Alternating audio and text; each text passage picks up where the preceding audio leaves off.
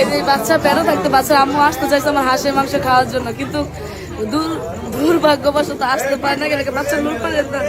এই যে আমার টিস্যু ধরাই দিচ্ছে, বাচ্চা লুল মুছতাম, আমার জন্য নাকি লুল পরে। বাচ্চা আম্মু এসে সাক্ষাৎ নেন, বড় বলুন বানাই বলতেছি, বলেন আপনি বাচ্চা কেন লুল পরে?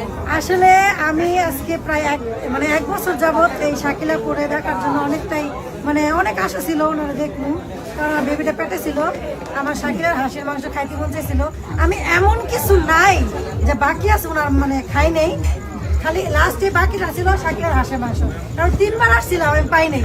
মানুষে ভুল অ্যাড্রেস দেয়, আমি ভুল জায়গায় যাই খাওয়া দাওয়া করে যাই, বাট ওনার সাথে আমার দেখা হয়নি। আজকে আসছি, বাবুর বয়স 5 মাস, তার মানে কয় বছর? 1.5 বছর পরে শাকিলাকে অবশেষে দেখতে পারলাম। এই শীতের মধ্যে 5 মাসে বেবি নিয়ে চলে আসছে আমার কাছে। আর দেখেন কত পরিমাণ ভালোবাসে মানুষ আমাকে।